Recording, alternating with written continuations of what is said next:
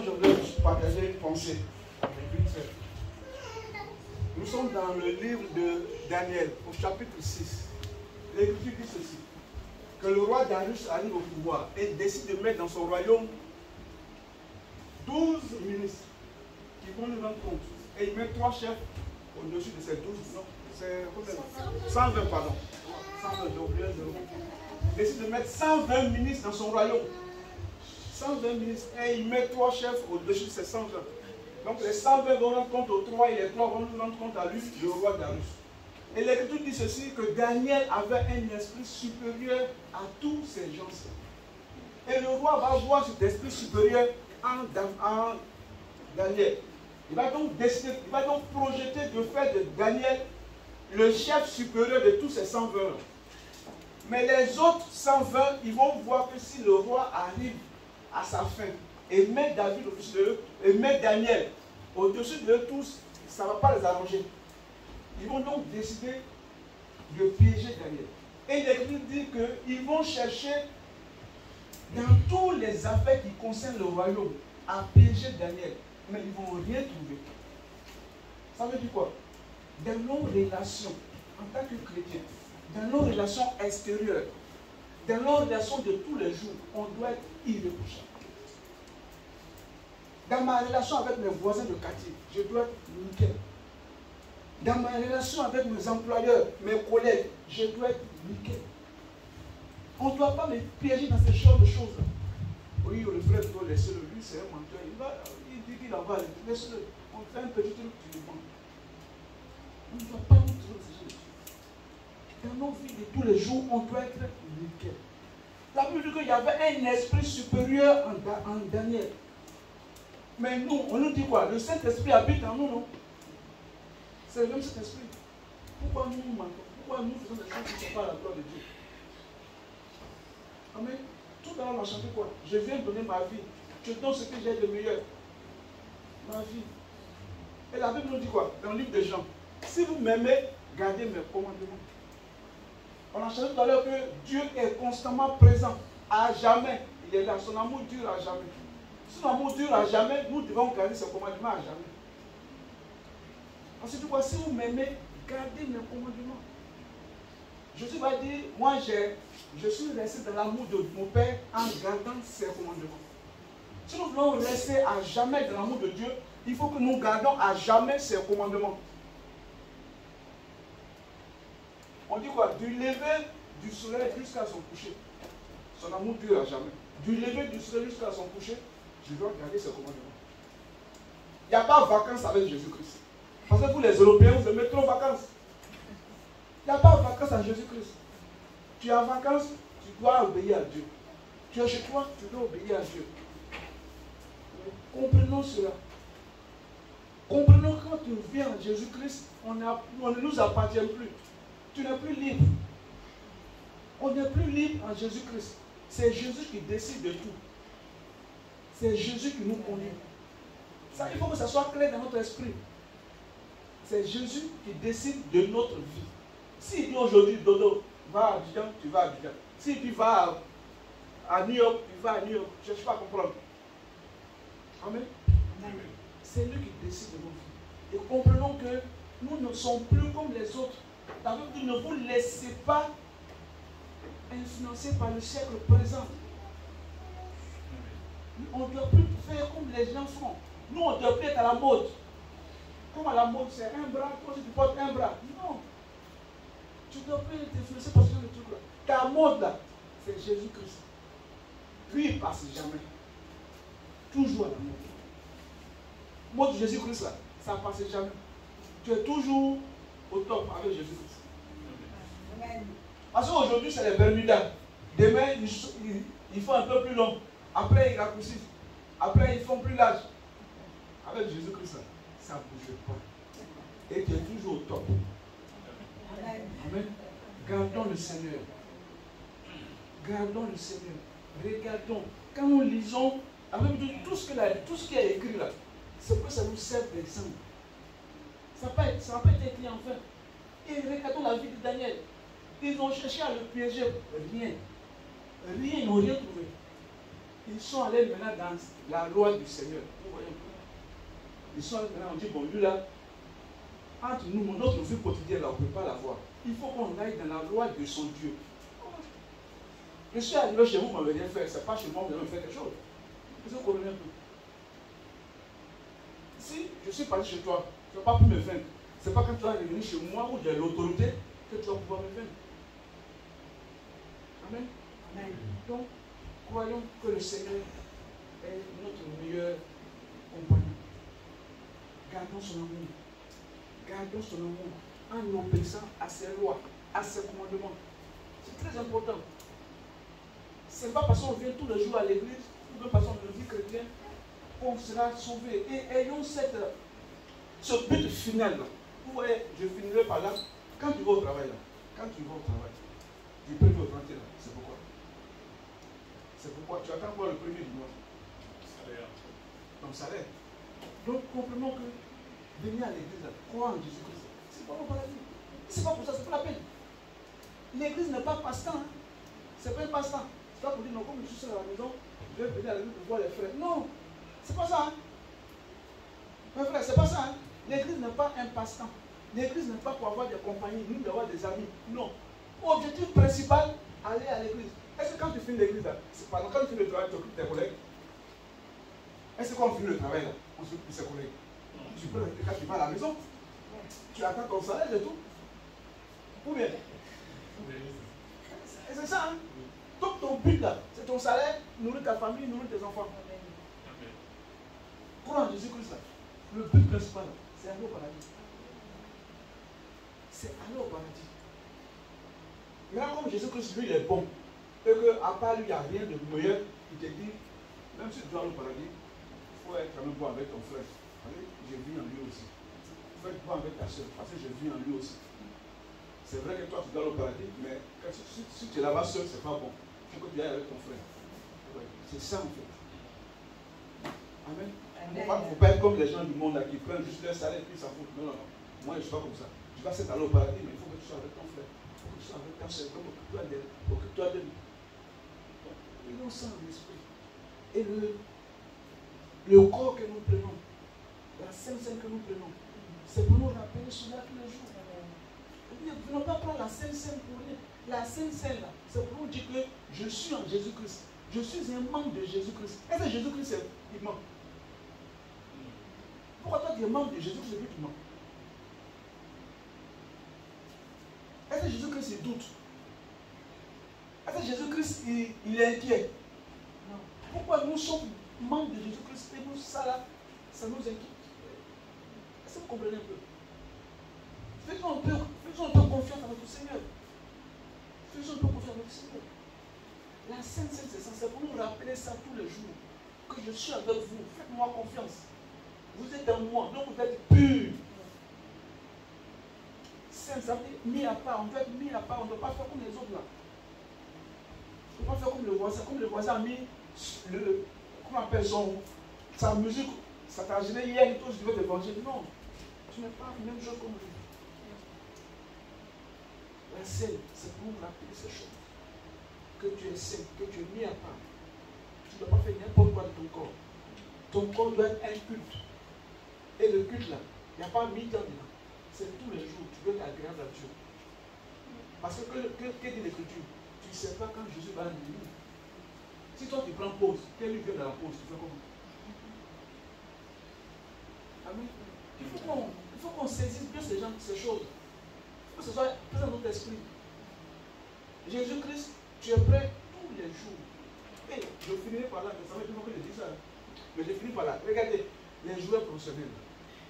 Les joueurs professionnels. Leur vie est comment? Tu crois que toi tu vas inviter Mbappé et puis tu vas lui donner à manger les trucs qui sont grands? Non, il ne va pas manger. Pourquoi? Pourquoi il ne va pas manger ça? Répondez, pourquoi il ne va pas manger ça? Hein? Il est en mode de vie bien. Donc, pourquoi nous les chrétiens, on croit qu'on n'a pas de mode de vie?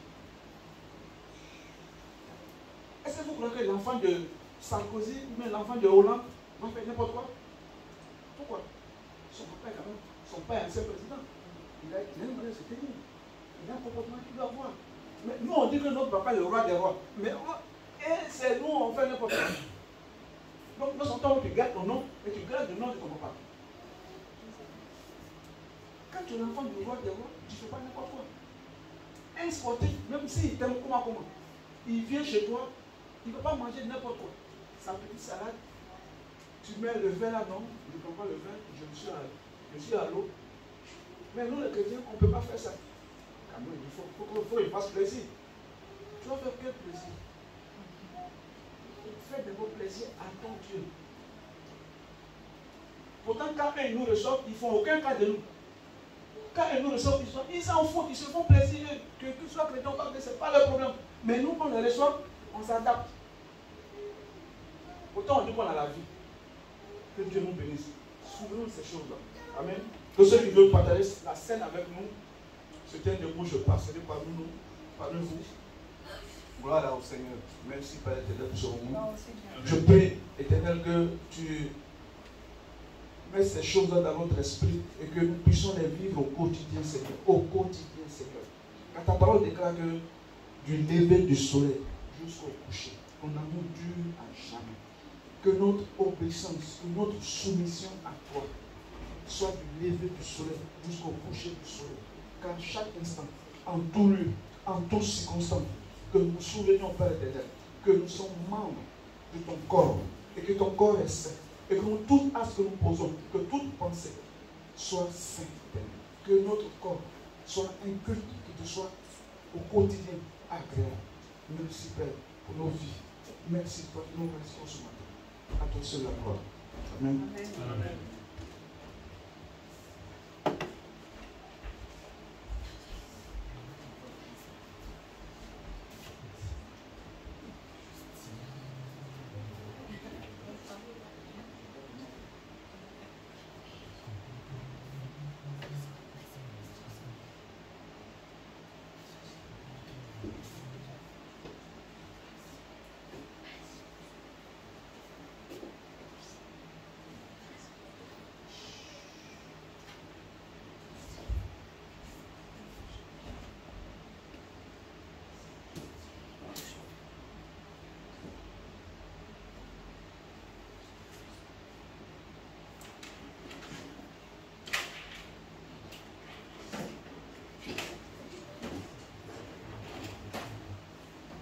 Que chacun se sente libre de pouvoir élever la voix.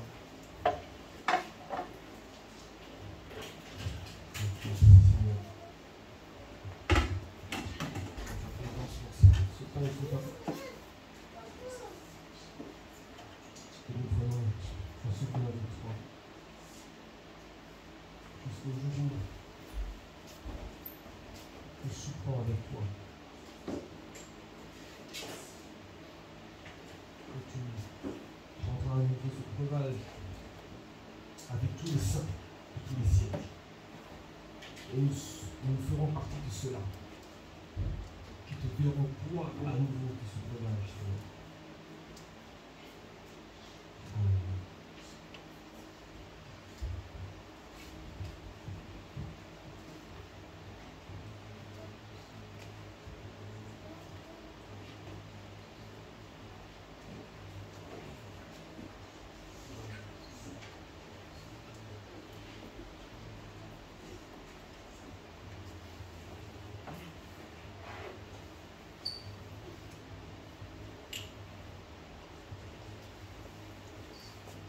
Alléluia. Amen.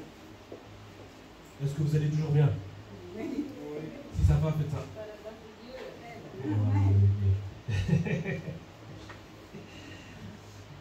Avant que fasse le message et faire les annonces, comme d'habitude, nous nous retrouvons les mercredis de 19h à 20h. En général, on ouvre à 18h30, mais vu que toute personne Nicolas n'est pas là, c'est moi qui vais m'occuper de la prière. Mais j'arrive vers 18h40-50, donc c'est mieux d'être là tranquillement pour éviter d'attendre encore de l'heure. Voilà, donc n'hésitez pas, c'est des moments bénis. Des fois, on passe du temps à partager. on prie, on expose les besoins et Dieu nous fait grâce. Dieu nous fait grâce. Jusqu'à présent, on a toujours vu le Seigneur opérer en faveur de ses enfants. Voilà, donc je vous invite vraiment à ne pas négliger ces moments-là. Et le dimanche, comme d'habitude, nos cultes de célébration de 10h à 11h30. On dit midi. Comme on déborde toujours un peu. En tout cas, c'est un plaisir d'être avec vous. Un plaisir de se retrouver. Et je crois que le Seigneur nous fait du bien et qu'il va nous faire du bien encore à travers la parole. Amen. Ah Seigneur, je te bénis. Je te rends grâce, Seigneur. Merci pour ta fidélité. Merci pour ta présence. Merci pour tout ce que tu fais. Que tout le monde soit béni. Amen. C'est bon pour le live? Ok. C'est en live, hein? Ok, super. Alléluia.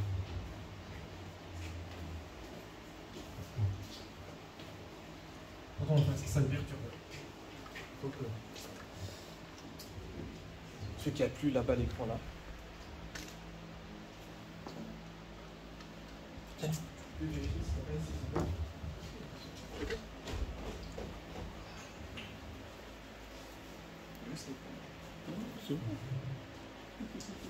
Merci, merci Jésus. Merci, merci Jésus. Merci, merci Jésus. Merci, merci Jésus. Merci, merci Jésus.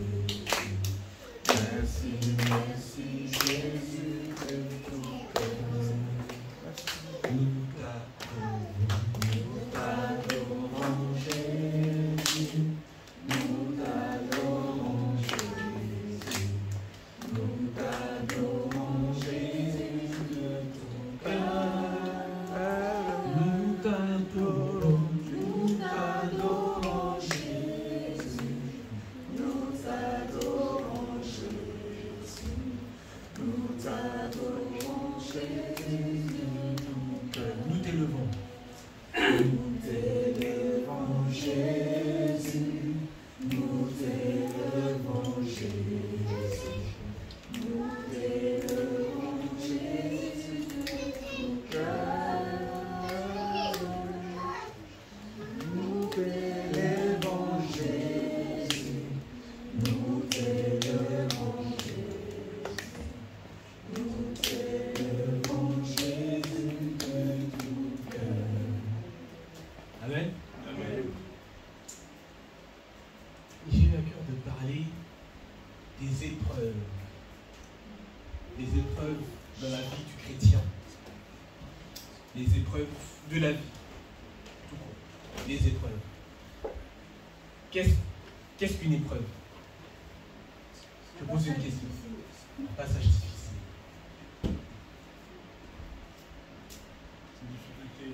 Des difficultés. Les situations dans lesquelles nous sommes venus avant la paix du cœur. Comment? Les situations que nous traversons prennent dans la paix du cœur. Amen. Les épreuves. Une occasion pour montrer ce qu'on vaut. J'aime ça. Vous savez, dans la vie, on rencontre beaucoup de difficultés, beaucoup d'adversités, beaucoup de problèmes. Pas seulement en tant que chrétien, hein, mais nous parlons de notre mode de vie, d'enfants de Dieu. Nous rencontrons des difficultés et on se dit, mais Seigneur, pourquoi? Qui s'est déjà posé cette question? Moi, je n'aime pas poser de questions. Je n'aime pas te demander pourquoi. Je n'aime pas demander pourquoi. Mais c'est ce qu'on se pose. Pourquoi? Qu'est-ce qui se passe, Seigneur? Pourquoi ce problème vient là? Pourquoi il n'y a pas d'ascenseur dans mon bâtiment alors qu'il y en a dans d'autres bâtiments juste collés? Pourquoi j'ai perdu mon travail? Pourquoi je n'arrive pas à rembourser mes dettes? Pourquoi ceci? Pourquoi cela? On prie pourtant. On va jeûner. On va venir à toutes les réunions d'assemblée. Du début de l'année là. Du commencement de l'année jusqu'à la fin. Tous les dimanches. Tous les mercredis. Tous les vendredis une fois sur deux. Tous les réunions de louanges. Mais le problème est toujours là. Amen. On prie, hein. Dieu te parle de plein de choses. Mon fils, ma fille, sanctifie-toi. Ma fille, crois davantage. Mais ton problème est toujours là. Amen. Tu cherches du travail. Tu cherches partout, tu postules. Ici et là. Pourtant c'est écrit, tu confesses même. Tu frapperas, on t'ouvrira. Tu cherches, tu trouveras. Mais rien. Matthieu 7 sur 7. Tu cherches, tu tapes. Pourtant c'est écrit, hein, tu confesses ça avec foi maintenant. Tous les jours. Ça ne marche pas. Amen. Amen. Les épreuves. Nous allons lire dans Jacques chapitre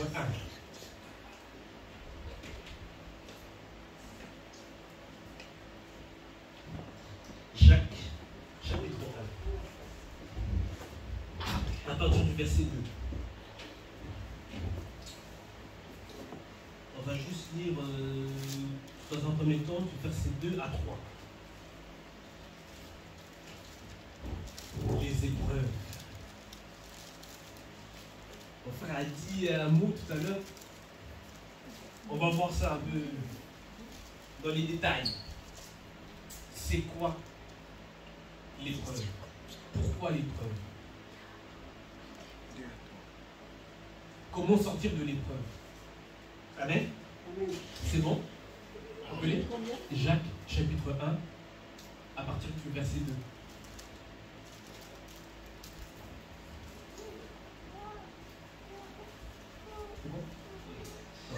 Mes frères et sœurs, considérez comme un sujet de joie complète les diverses épreuves auxquelles vous pouvez être exposés, sachant que la mise à l'épreuve de votre foi produit la persévérance. Mes frères et sœurs, considérez comme un sujet de joie complète les diverses épreuves auxquelles vous pouvez être exposés. Donc là, on parle de diverses. Donc ce n'est pas une épreuve. On parle de diverses épreuves. Pendant toute la vie, épreuve sur épreuve. Finis une épreuve. Tu peux avoir un petit temps de calme. Et prépare-toi déjà à l'autre. Épreuve. Tu finis l'épreuve. Attends-toi encore à une autre épreuve. Ouais. Mais ici, l'apôtre dit considérer comme un sujet de joie. Pourquoi il parle de considérer comme un sujet de joie des situations qui nous font du mal? C'est étrange, non? Mais on va voir déjà le mot épreuve en grec. Donc là, ça a été traduit du grec. Le mot épreuve en grec, ça veut dire c'est dokimion. J'ai pas l'accent, hein. Dokimion, qui veut dire la preuve. Dokimion, ça veut dire la preuve. Donc une épreuve, ça veut dire la preuve. Et le même mot, dokimion, est issu du mot dokim, qui veut dire examen ou contrôler la valeur. Amen. Donc, là, l'apôtre Jacques nous dit que les épreuves, les diverses épreuves que nous rencontrons ou que nous allons rencontrer, ce sont des examens que nous devons passer. Amen. Ce sont des examens que nous devons passer pour prouver à Dieu quelque chose. Parce que Dieu attend de nous quelque chose. Donc Dieu vient. Donc Dieu veut qu'on le prouve quelque chose. À travers toutes les épreuves par lesquelles nous devons passer, Dieu veut contrôler quelque chose. Amen. Je ne sais pas si vous saisissez. Dieu, il permet, on ne dit pas que c'est lui, mais il permet les épreuves pour vérifier quelque chose. Donc c'est comme à l'école. La foi, c'est comme l'école. Donc là, on va passer l'examen. Amen. Il veut voir, est-ce que vraiment la fille même, est-ce que vraiment il attend quelque chose? Et on va voir c'est quoi cette chose. On va aller plus loin. Amen.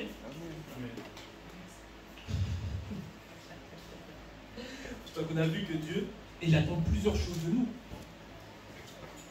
Il ne va pas nous faire il va pas permettre des épreuves pour qu'on passe que le bac, que le BEP.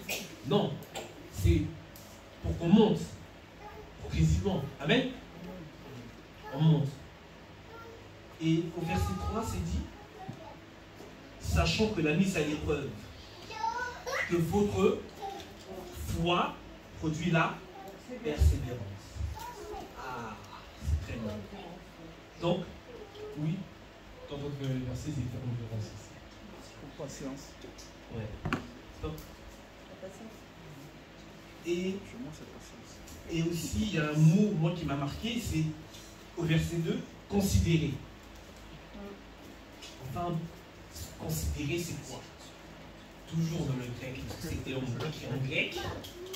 Considérer, c'est...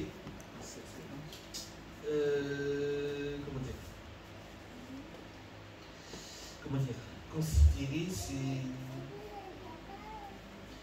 comment dire? C'est... comment dire? C'est être attentif. C'est prendre au sérieux. C'est prendre au sérieux. On doit prendre au sérieux les épreuves. On doit prendre au sérieux les difficultés qui se présentent à nous. Et c'est dit aussi de considérer les diverses épreuves à laquelle vous êtes exposés. Dans le grec, ça veut dire, en fait, si vous voulez, c'est comme si c'est quelque chose qui vient nous environner. C'est quelque chose où on se retrouve au milieu de quelque chose. L'origine du mot exposé, c'est ça. C'est être au milieu de quelque chose. Être environné. Donc, littéralement, c'est être la tête sous l'eau. Si on peut parler comme ça. Être dans les épreuves, c'est être la tête sous l'eau. Être environné. Donc, tu vas à gauche, tu vas à droite, tu es dans le problème. Amen. Tu es dans le problème. Donc, les épreuves, c'est ça. Les épreuves, c'est un examen. Ça sert à contrôler la valeur. Donc, je disais que le Seigneur, que Dieu, permet ces épreuves.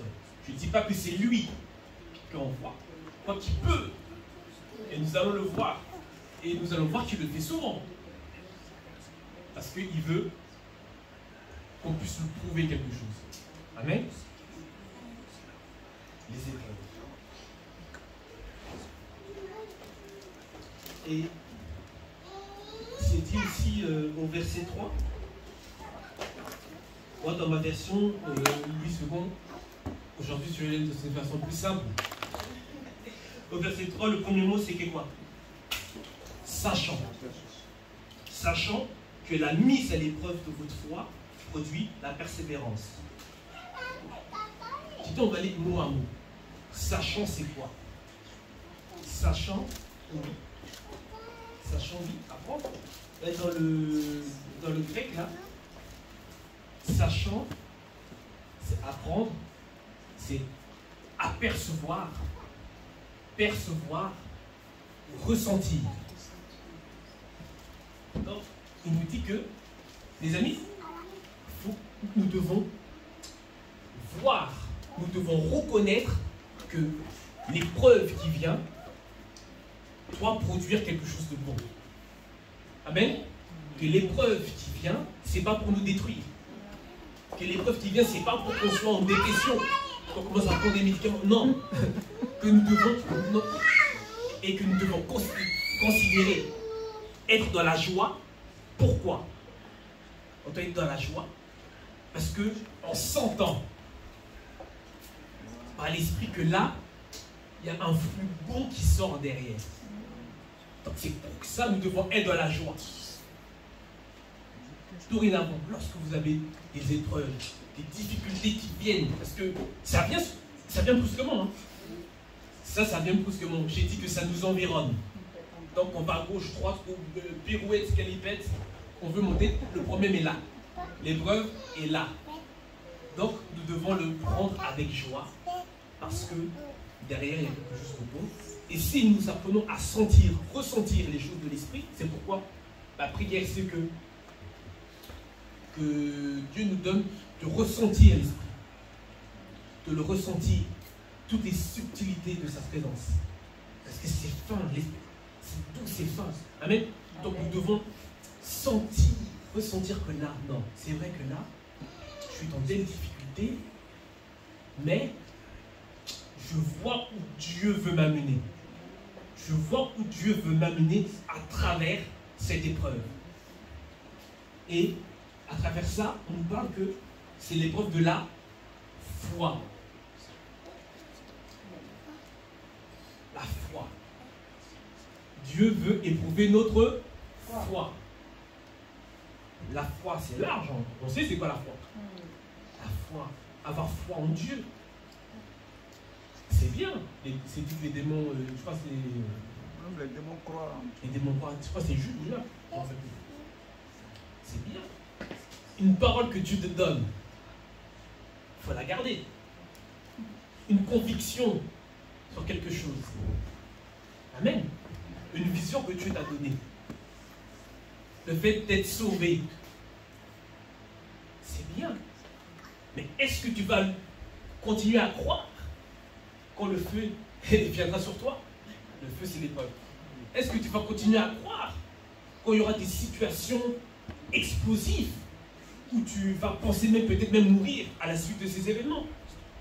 Est-ce que tu vas continuer à croire malgré tout? Est-ce que tu vas continuer à être fidèle à Dieu? Est-ce que tu vas continuer à être loyal?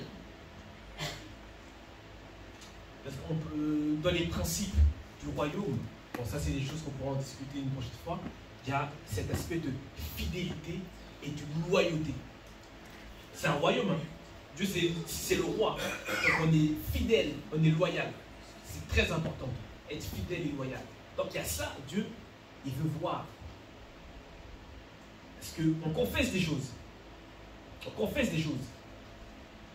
On a parlé ici tout à l'heure, le pasteur a reçu le message. Je te donne ce que j'ai de meilleur. On chante ça, mais demain l'épreuve peut arriver, même tout à l'heure là. Ok, j'ai entendu ça, on va voir.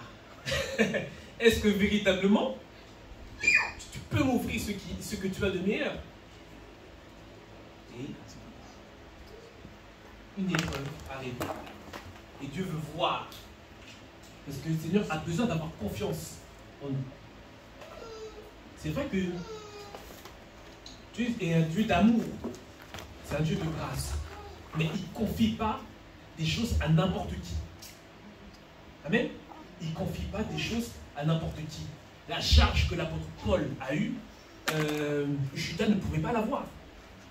Amen. Matthias, nouvellement apôtre, quand on lit dans les actes, il ne pouvait pas avoir cette charge-là. Amen. On est tous enfants de Dieu, mais on n'est pas tous pareils. Dieu a besoin de voir, est-ce que, ok, je mets tel appel sur lui, mais est-ce qu'il est capable de supporter la charge? Est-ce qu'il est capable d'aller au bout?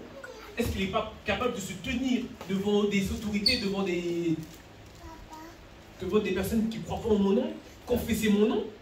Est-ce qu'il est capable de supporter la pression pour moi? Est-ce qu'il est capable de supporter le rejet de sa famille parce que à cause de la foi en Christ? Dieu a besoin de voir. Et quand on passe l'examen avec brio, il va te donner un nouveau monde, une nouvelle onction, une nouvelle autorité. Parce que tu passes, peut-être de BEP. Là, c'est quoi? C'est BTS. BTS tout de suite. Là. Mais, plus tu montes, plus c'est dur.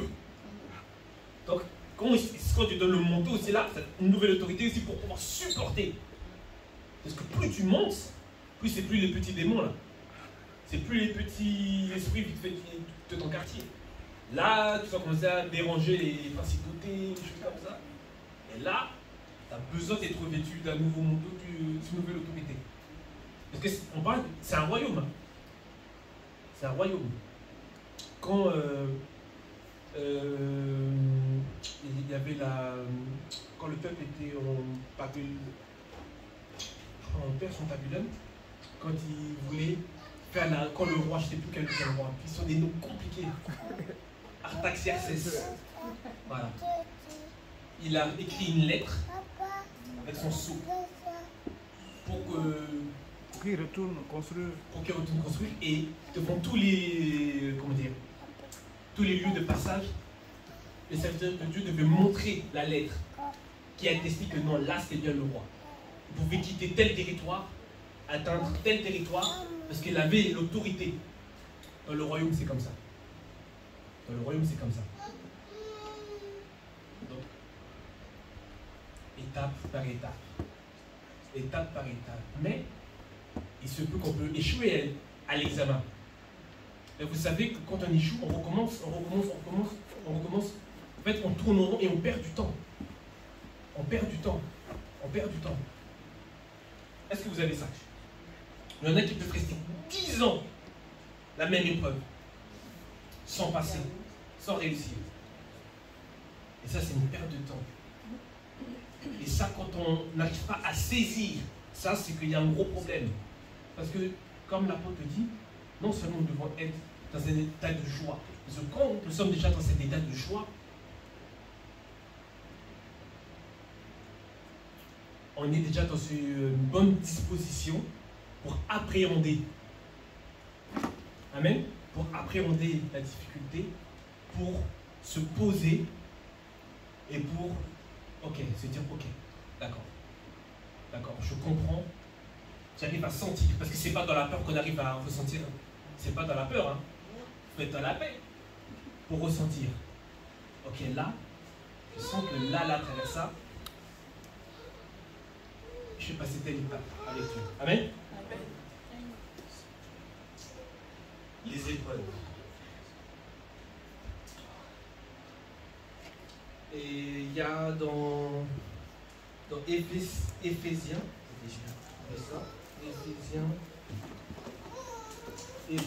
4, 13.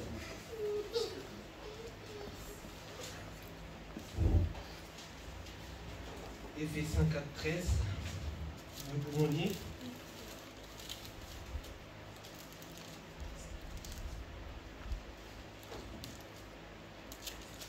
Dieu, le Seigneur, nous bâtit aussi à travers les épreuves.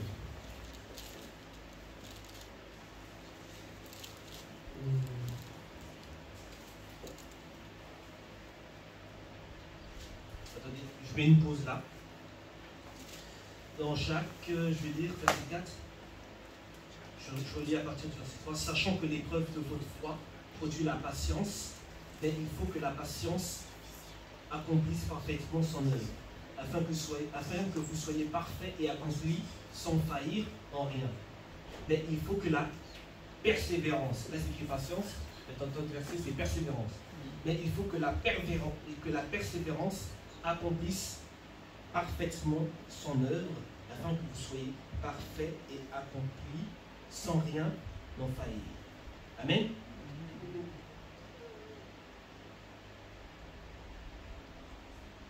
Afin que vous soyez parfaits.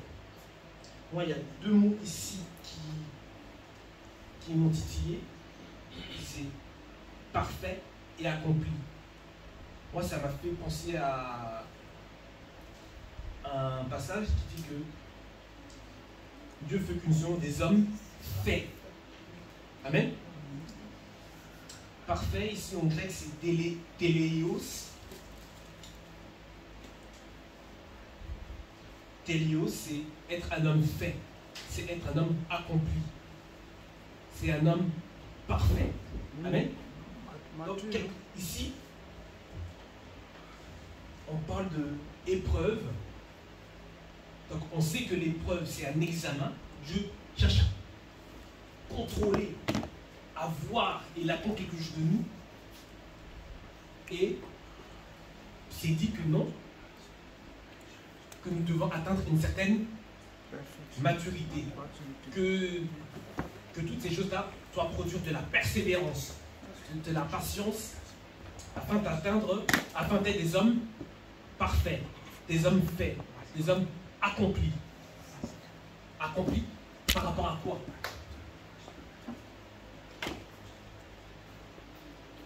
C'est pourquoi on va dans Éphésiens 4.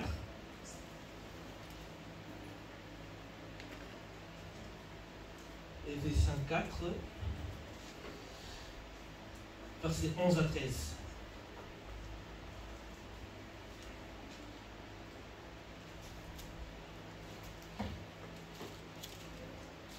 C'est bon? C'est lui qui a donné les uns comme apôtres, les autres comme prophètes, les autres comme évangélistes, les autres comme bergers et enseignants. Il l'a fait pour former les saints aux tâches du service en vue de l'édification du corps de Christ, jusqu'à ce que nous parvenions tous à l'unité de la foi et de la connaissance du Fils de Dieu, à la maturité de l'adulte, à la mesure de la stature parfaite de Christ. Amen. Atteindre la maturité et la stature parfaite en Christ. Amen. Non seulement les messages à travers les 5 ministères nous bâtissent, et Dieu utilise aussi les épreuves pour nous bâtir. Et le but c'est quoi? C'est que nous atteignions la stature parfaite de Christ. Que nous soyons des hommes parfaits comme Christ. Que nous atteignions cette plénitude que Christ homme, parce que c'était un homme, que Christ homme avait. Oui, c'est vrai, il était à la fois Dieu, mais c'était aussi un homme. Et il nous a montré le chemin. C'est dit que c'est lui le chemin, non? On est tous d'accord avec moi. Et c'est dit quelque part qu'il a appris l'obéissance par la souffrance. Il a appris l'obéissance par la... Je répète une dernière fois. Il a appris l'obéissance par la souffrance. Les épreuves, c'est quoi? C'est pas une forme de souffrance. C'est pas une forme de difficulté. On n'est pas tranquille. Quand on est dans l'épreuve. On n'est pas tranquille. Hein? Et c'est ce chemin-là que Christ nous demande de suivre. C'est lui le chemin. Et à travers toutes les difficultés que Christ a vécues, nous, on a juste une partie de sa vie dans les évangiles. On a juste une partie de sa vie. Mais avant d'en arriver là, parce que, je répète, c'était un homme aussi. Il allait aux toilettes comme nous tous. Il dormait comme nous tous. Il mangeait aussi comme nous tous. Amen. Il a eu un parcours d'épreuves qui l'a mené à être ce qu'on connaît qui est. Amen. Quand on lit les évangiles, quand on lit, c'est tout son parcours là, d'épreuves, de difficultés, de souffrances, par la grâce de Dieu, qui l'a mené à là. Amen. Et maintenant, nous devons atteindre cette stature-là. En tant qu'homme.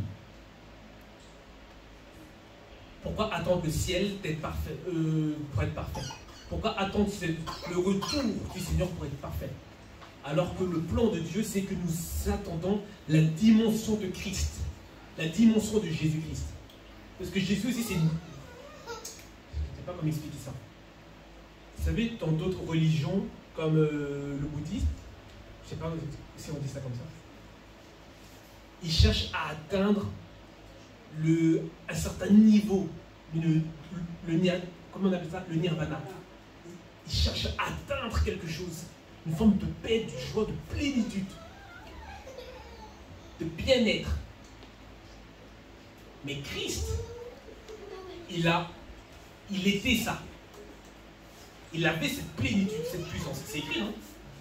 Et nous, ses disciples, il nous invite à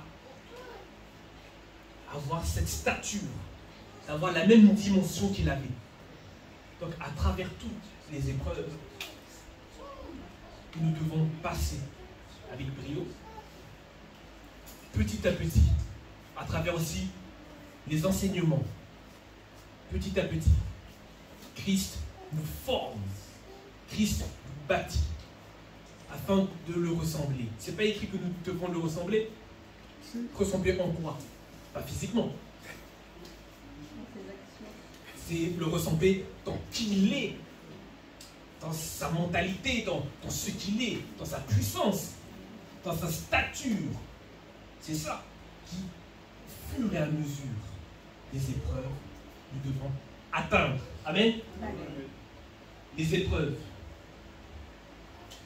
Mais les épreuves, c'est quelque chose qui nous environne. Hein, je reprends parce qu'on va aller plus loin au verset 13.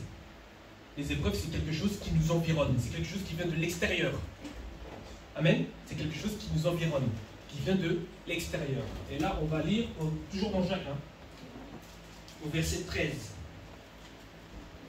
Il faut que je cherche là dans le Bible. J'ai perdu la page.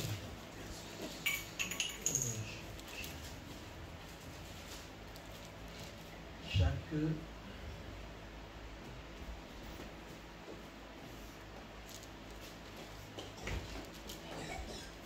Au verset 12.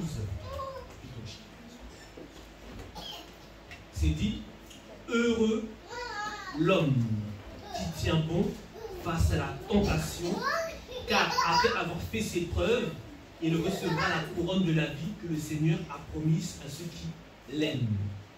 Amen. Heureux l'homme.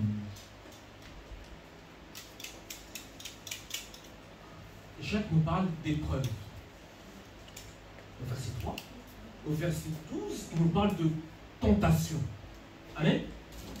Mais lorsqu'on regarde la définition du mot épreuve et tentation, ça a la même origine. Selon les contextes, ça veut dire la même chose. Épreuve et tentation. Mais c'est dit que Dieu ne tente personne. Dieu ne tente personne. On va sauter rapidement dans Deutéronome. Deutéronome, verset 13. Deutéronome, verset 13, au verset 4.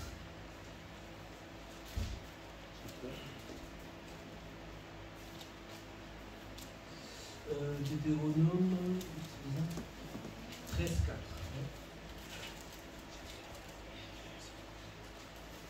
Deutéronome.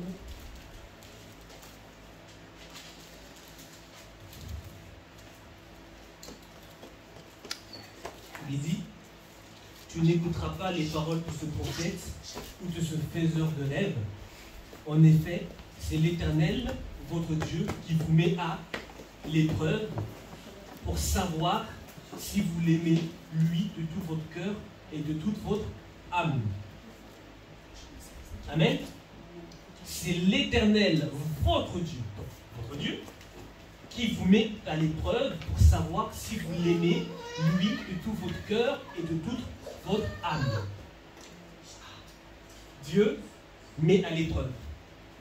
Pourquoi je suis passé sur ce passage-là? Parce que dans Jacques 1, verset 12, on parle de tentation. Le même Jacques va dire que Dieu ne tente personne. Amen. Dieu envoie les épreuves, mais la tentation, c'est pas Dieu. Amen. Les épreuves, c'est quelque chose d'extérieur qui vient nous éprouver. Amen. Alors que la tentation, c'est quelque chose d'intérieur. On va le lire. Heureux l'homme qui tient bon face à la tentation, car après avoir fait ses preuves, il recevra la couronne de vie que le Seigneur a promise à ceux qui l'aiment. Que personne, lorsqu'il est tenté, ne dise c'est Dieu qui me tente, car Dieu ne peut pas être tenté par le mal et il ne tente même personne. Amen. Mais chacun est tenté quand il est attiré et entraîné par ses propres désirs. Puis le désir, lorsqu'il est encouragé, donne naissance au péché, et le péché, parvenu à son plein développement, a pour fruit la mort. Amen. Donc, ici, la tentation, c'est quelque chose d'intérieur. Amen. C'est une convoitise que nous avons en nous. Et le mot tenter, ça veut dire essayer quelque chose. Essayer quelque chose par la séduction. Essayer quelque chose par la ruse. Tenter. Essayer quelque chose pour voir si elle peut être faite. Amen. Essayer ou éprouver la foi, la vertu, le caractère par la séduction du péché, ou encore être disposé à. C'est ça le mot, moi, qui m'a touché. Donc, être tenté, c'est être disposé à pécher. Amen. Être tenté, c'est être disposé à pécher. Parce que nous avons la convoitise. C'est dit, c'est la convoitise, c'est pas Dieu, c'est nous-mêmes, nous-mêmes. Il y a des choses dedans, des fois on ne sait pas, hein, qui sont là, comme l'orgueil. Plein de choses qui peuvent être en homme. Nous sommes des êtres humains, avec plein d'imperfections. Et par la grâce du Seigneur, le Seigneur nous nettoie notre travail, à travers aussi les épreuves. Amen. À travers les épreuves, et j'ai dit qu'il nous bâtissait. Il vient aussi enlever toutes ces mauvaises choses qui sont là en nous. Donc, le diable, sachant ça, il ne sait pas si ça va marcher. Parce que tenter, ça veut dire, c'est essayer pour voir. Dans le but que ça marche. Car il sait que nous sommes disposés. Car nous avons des faiblesses. Amen. Donc, il va essayer. Et dans tout ça, ici, l'apôtre nous dit d'être heureux. Heureux l'homme qui tient bon face à toutes ces choses. Heureux l'homme qui tient bon face à la tentation. Il nous disait tantôt de considérer comme une joie les épreuves que Dieu envoie et de tenir bon, d'être heureux de tenir bon face à nous-mêmes, aux tentations, les désirs enfuis qui viennent de nous-mêmes. Parce que sachant que le diable rôde, il va essayer des choses, il vient appuyer. Ah, ma soeur, là-bas, il y a l'orgueil là-bas. On va essayer là-bas. Il a appuyé. Dans l'espoir que ça marche. Avec Jésus dans le désert, qu'est-ce qu'il a fait? Il a essayé. Il essaye quand même. Il ne sait pas si ça va marcher. Il essaye. Il voit que l'homme a faim. Tu le pas, tu vois? Il sait que non, c'est écrit, c'est Dieu. Voilà, maintenant, tant qu'homme, moi je te propose c'est autre chose. Le pouvoir. Voilà.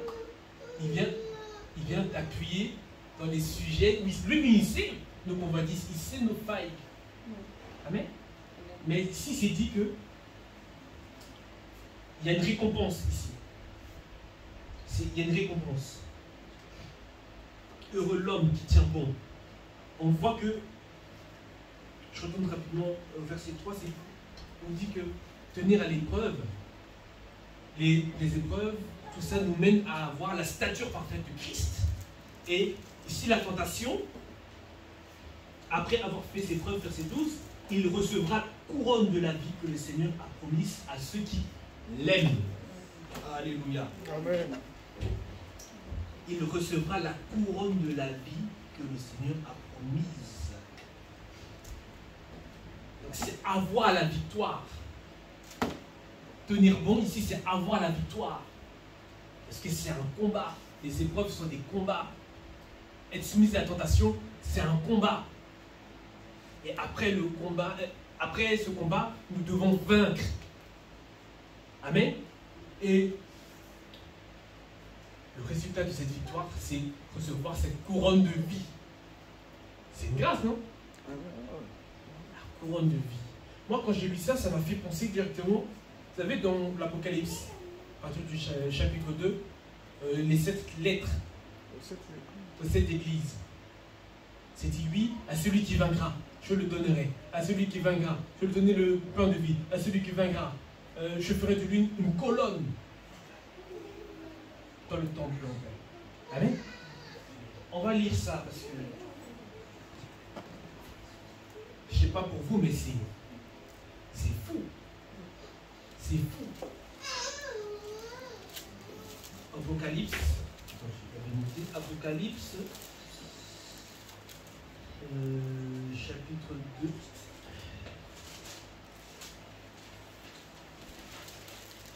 Verset 7.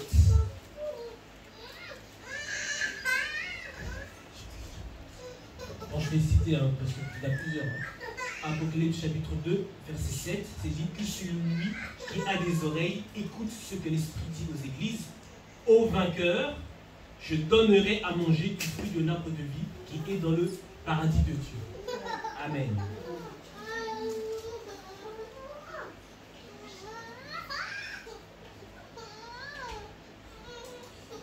Et verset 11, toujours chapitre 2, que celui qui a des oreilles écoute ce que l'Esprit dit aux églises, le vainqueur n'aura pas à souffrir la seconde mort. Verset 17,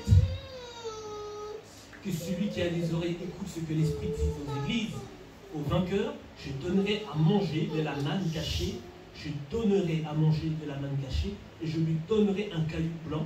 Sur ce caillou est écrit un nom nouveau que personne ne connaît, si ce n'est celui qui le reçoit. Au verset 27,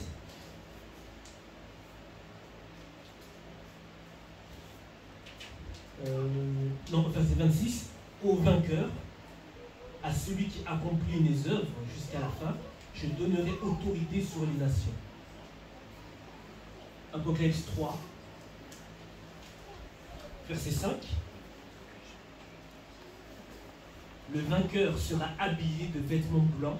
Je n'effacerai pas son nom du livre de vie, et je le reconnaîtrai devant mon Père et devant ses anges. Et verset 12, il est dit, du vainqueur, je ferai un pilier dans le temple de mon Dieu, et il n'en sortira plus jamais. J'écrirai sur lui le nom de mon Dieu, celui de la ville de mon Dieu, la nouvelle Jérusalem, qui descend du ciel auprès de mon Dieu, ainsi que mon nom nouveau. Amen. Est-ce que vous avez vu là, on parle de la couronne de vie, on parle du caillou, d'être un pilier, de plein de choses, mais là, dans Jacques 2, celui qui vaincra, celui qui va supporter jusqu'au bout, celui qui va supporter jusqu'au bout les tentations, à lui sera donné la couronne de vie. En fait, depuis tout à l'heure, on est en train de parler du combat de la foi. On est en train de parler du combat de la foi. Parce que la foi, c'est pas seulement, oui, on fait des défis de la foi. Oui, c'est ça, on fait des défis de la foi. Les événements extérieurs veulent des défis de la foi, mais nous-mêmes, la chair, le vieil homme qui est là, veut te faire dévier de la foi. Ce n'est pas seulement les situations extérieures, les événements extérieurs. Comme on disait que les épreuves, c'est extérieur. Alors que la tentation, c'est interne. Ça aussi, en fait, si vous voulez, on parle de surmonter, de supporter, parce que c'est la mort, en fait. Quelque part, c'est dit que nous devons être morts à nous-mêmes. Nous devons crucifier notre chair. Le vieil homme, là, le vieil homme, doit être crucifié. Tous les jours se battre contre ses convoitises. Tous les jours se battre contre l'orgueil. Tous les jours se battre contre le mensonge. Tous les jours se battre contre le péché qui nous environne si facilement. C'est un travail de tous les jours. Je ne sais pas pour vous, mais c'est fatigant. Parce qu'on veut plaire à Dieu. Est-ce que les gens du monde pensent à ça? Ils ne pensent pas à ça, ils vivent. Mais nous, on doit supporter ça pour plaire à Dieu. Tous les jours. Tous les jours. On doit se sanctifier. Ah, j'ai envie de faire ça. Non, Dieu n'aime pas ça. Je ne fais pas. Ah, je vais prendre un whisky. Ah, j'aime bien dans le monde whisky. Tu ne parles pas de whisky. Si tu bois, déjà, en plus il fait chaud, c'est pas bon.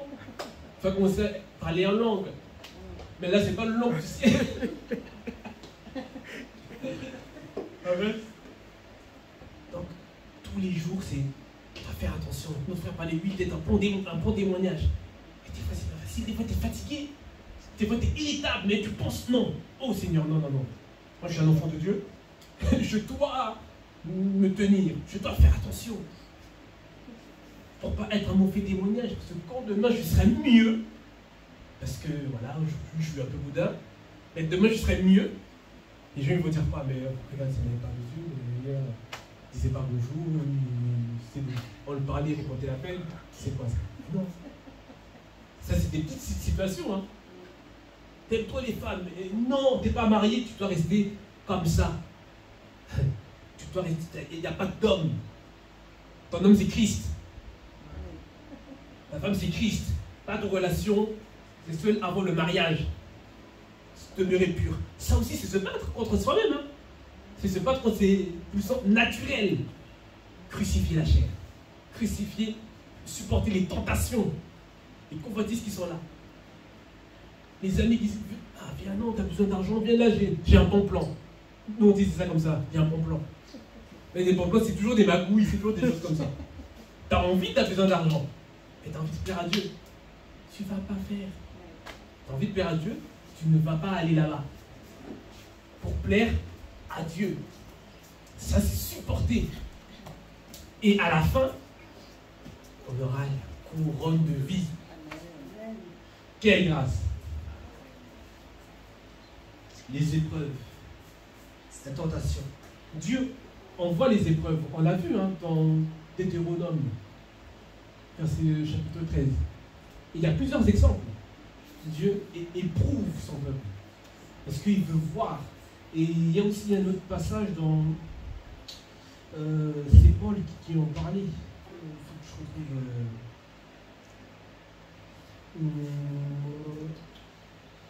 Dieu met à l'épreuve, les hommes aussi mettent à l'épreuve. Si on lit dans Romains 5.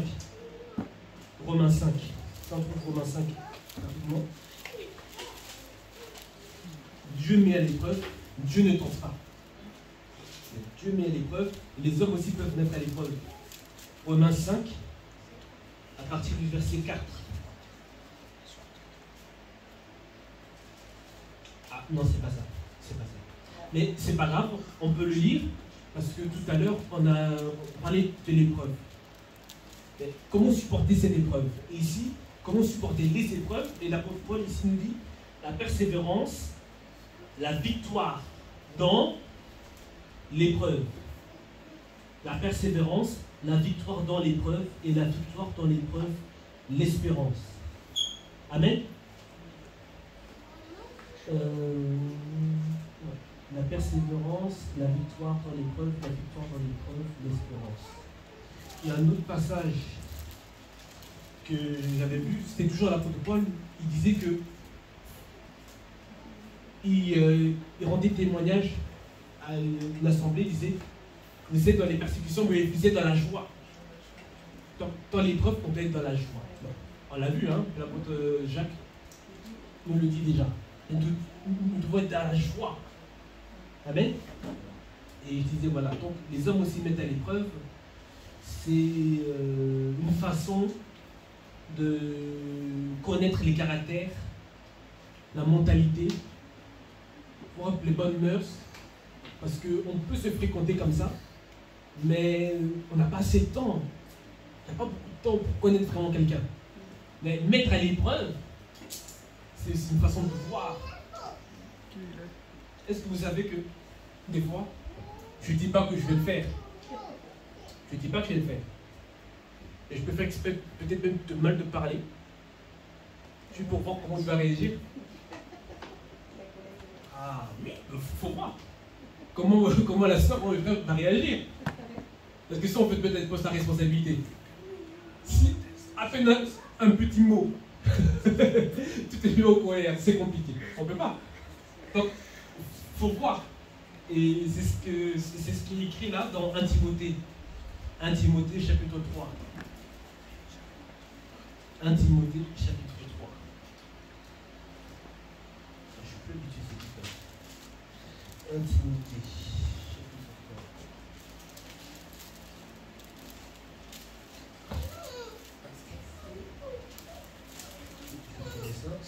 1 Timothée.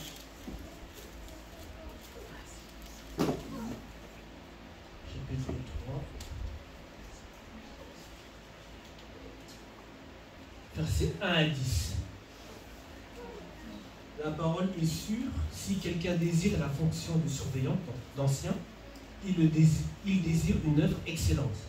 Mais il faut que le surveillant soit irréprochable, marie d'une seule femme, fléchissant ses désirs et impulsion.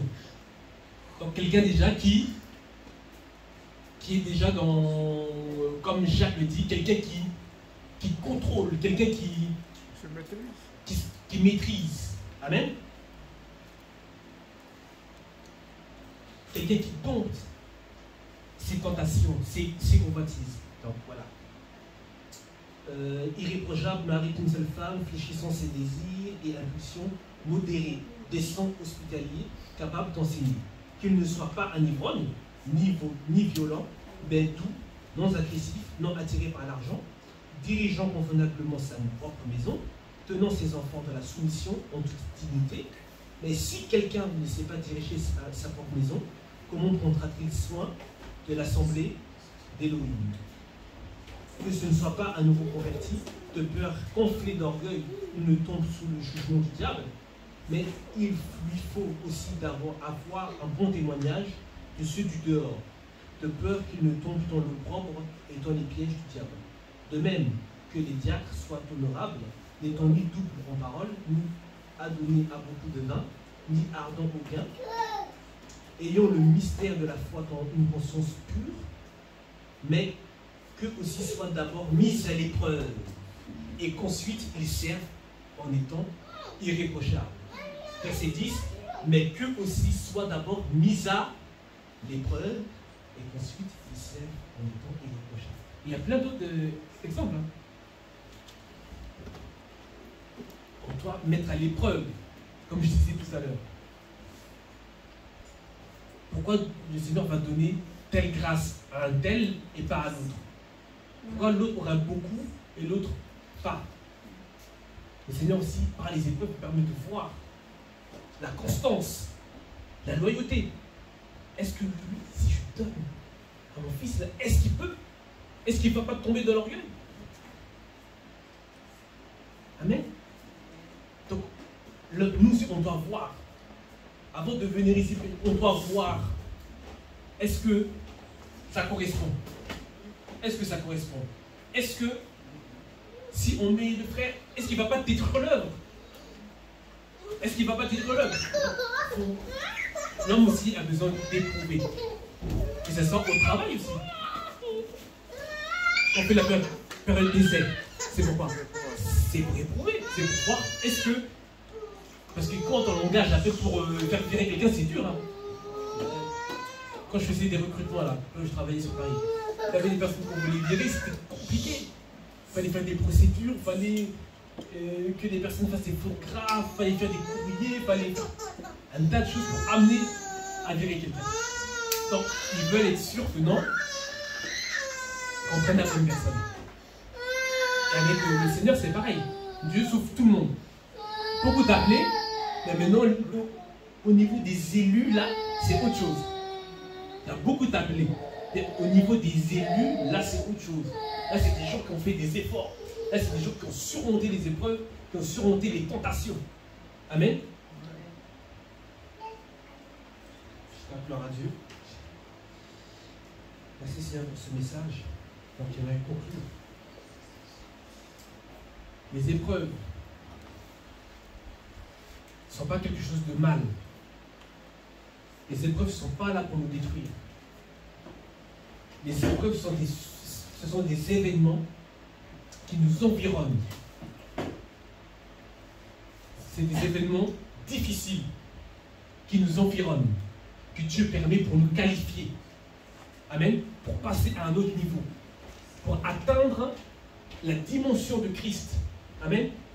Atteindre cette stature de Christ. À travers ces épreuves, il nous bâtit. Il éprouve notre foi, il nous bâtit. À travers ces épreuves, il nous taille. Il enlève nos comportements bizarres, il enlève nos caractères, il nous travaille pour pouvoir passer à l'autre étape. Amen. Pour recevoir de nouvelles grâces. Pour recevoir une nouvelle autorité pour aller plus loin avec Christ. Amen. Et la tentation. Dieu ne tente pas. C'est nous-mêmes, attirés par notre propre convoitise. Nous devons supporter ça. Nous devons vaincre. Parce qu'on parle de victoire. Nous devons vaincre. Nous devons vaincre. Nous devons crucifier notre chair. Tous les jours. Tous les jours. Tous les jours. Jusqu'à ce qu'on meure, jusqu'à ce que Christ revienne. Tous les jours. Nous devons crucifier notre chair. Amen. Ça, c'est les épreuves et difficultés intérieures. Amen. Et nous recevrons la couronne de vie. Amen. Ainsi que toutes les autres promesses que Christ nous a fait lorsqu'on lit le livre d'Apocalypse. C'est quelque chose de glorieux. Moi, je vous dis, c'est glorieux. C'est incroyable. Donc, dorénavant, lorsque vous êtes en épreuve, rigolez. Rigolez. Essayez. Chez vous, rigolez. Essayez de prier. Essayez de chercher Dieu, de vous laisser conduire par l'esprit, de voir, ok, qu'est-ce que Seigneur, qu'est-ce que tu veux m'apprendre par cela? Où tu veux m'emmener? Ne paniquez pas. Parce que mon nom, paniquez pas. Parce qu'il faut sortir de là victorieux. Et c'est pas normal de rester des années, des mois et des mois dans ces mêmes épreuves. Non. Si chacun se sait, vous voyez qu'il y a quelque chose qui est là, vous êtes dans les mêmes choses depuis longtemps, demandez pardon au Seigneur. Parce que normalement, Dieu doit nous parler. S'il ne nous a pas dit quelque chose, c'est qu'on a loupé quelque chose. C'est qu'on n'a pas été concentré, vigilant. Demandez pardon au Seigneur. Seigneur, ok, j'ai compris. Où tu veux m'emmener? Qu'est-ce que j'ai pas fait? Qu'est-ce que j'ai pas fait? Si c'est l'épreuve avant, un peu moins aujourd'hui, quand je priais, ok Seigneur, oui, je suis trop impatient. Travaille-moi sur la patience, aide-moi. Il m'est arrivé que des situations où il fallait que je patiente. C'était énervant, hein? Mais c'est moi-même qui ai prié. C'est comme si c'était du tic au tac. Tu te demandes, il n'y avait que des situations où il fallait attendre et tu n'as pas le choix. Tu ne peux pas faire demi-tour, tu es obligé d'attendre. Je te veux voir une soeur, une ville loin. Les trains, c'est les trains, chaque 1 heure, chaque 30 minutes, 1 heure. Donc, tu es obligé d'attendre. La personne ici, elle n'avait pas sa voiture, il fallait attendre que son frère arrive. Tu es là, t'attends. Je ne sais plus combien de temps j'ai attendu. Longtemps. Que des situations bizarres comme ça, où tu es obligé d'attendre. Petit à petit, la patience vient. Tu as un problème de colère. Tu pries comme ça. Épreuve, tout de suite. Épreuve. Situation où il y a des trucs qui vont t'arriver, qui vont te mettre en colère. Et si tu te mets en colère, demande pardon, reprie encore. Comprends, surmonte, canalise. Et petit à petit, en fonctionnant comme ça, tu verras que tu vas même plus te mettre en colère facilement. Tu ne vas plus te mettre en colère facilement. Parce que tu dois travailler. Hein? Christ a appris l'obéissance par la souffrance. La répétition de choses terribles, la répétition de difficultés qui viennent te travailler petit à petit, péché, orgueil, mensonge, ça vient, ça va. Petit à petit, jusqu'à avoir la stature, la dimension de Christ. Amen. Seigneur, je te bénis. Merci pour ce message. Merci pour ta présence au milieu de nous. Je crois que ce message, je l'ai béni plus tard. Que nous puissions grandir, Père, à travers les épreuves, à travers les difficultés que nous allons rencontrer sur notre parcours. Que nous puissions avoir conscience que tu fais toutes choses pour notre bien, que toutes choses concourent à notre bien, car nous t'aimons, et que tu veux que nous puissions passer des étapes, que nous puissions aller plus loin avec toi dans notre relation, que nous puissions aller plus loin avec toi dans la mission que tu nous donnes. Merci Seigneur, donne-nous cette sensibilité à ton esprit, donne-nous d'être sensible à ton esprit Seigneur, afin que nous puissions ressentir, percevoir toutes les subtilités de ta personne, afin de pouvoir sentir toutes les choses, toutes les bonnes choses qui sont derrière ces obstacles, l'adversité, les épreuves. Donne-nous la force de nous maîtriser, de supporter les tentations face à nos propres failles, face à nos propres convoitises, Seigneur, que tu nous gardes. Ôte le péché en nous, ôte tout mauvais sentiment dans nos cœurs, ôte toute tentation de convoitise, toute forme de choses bizarres qui sont là dans nos cœurs, tout mauvais sentiment. Car nous voulons être purs, nous voulons avoir une bonne conscience devant toi, Seigneur. Alléluia. Donne-nous de crucifier notre chair tous les jours, faire renouveler nos forces tous les jours, Père. Que ton nom soit béni, Seigneur. Amen. Amen. En tout cas, je rends grâce au Seigneur. Passez un bon dimanche. Que le Seigneur vous accompagne, que le Seigneur vous conduise, que vous puissiez passer une bonne semaine sous la chaleur, dans la paix du Christ. Profitons de cette chaleur. Amen. Gloire à Dieu. Bon dimanche.